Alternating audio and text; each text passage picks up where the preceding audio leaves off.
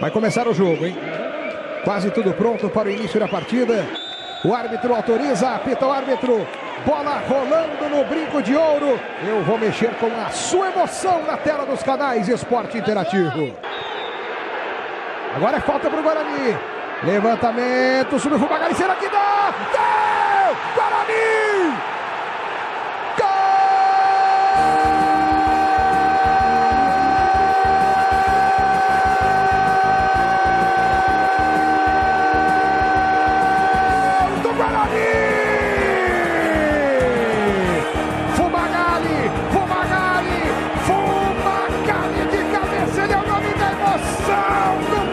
De ouro da Princesa em Campinas, cruzamento da esquerda, Fumagalli, que nem é tão alto assim, mas estava lá com presença de área, se livrou da marcação e testou forte pro chão, a bola quicou e morreu no cantinho esquerdo do goleiro Darley. Fumagalli abre o placar, põe o Guarani em vantagem, o Bugre mais líder do que nunca na Série C.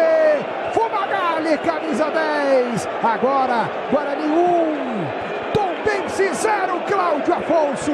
É verdade, Alex Miller, e é o cara aí, o veterano, rapaz, mais uma vez resolvendo a parada, subiu bem, ele que você descreveu o lance perfeitamente, Alex, ele nem é tão alto assim. Olha o pique do Lennon, linha de fundo, cruzamento, desvio.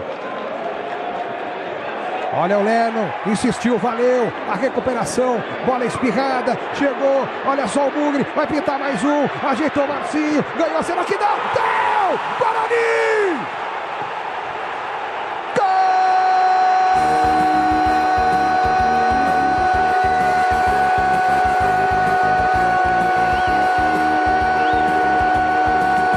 Gol do Guarani! Marcinho é o nome da emoção do brinco de ouro da Princesa.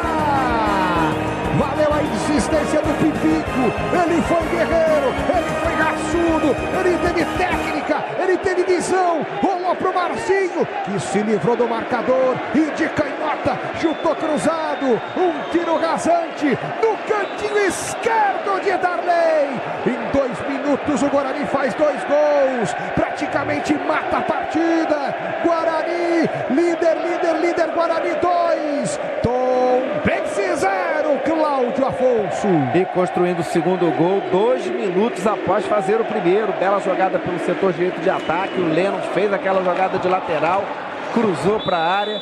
Houve uma falha, né, do Matheus Lopes, o quarto zagueiro do Tombense. Ali, meu amigo, você não pode bobear, você tem que espanar, o zagueiro não pode ficar pensando muito.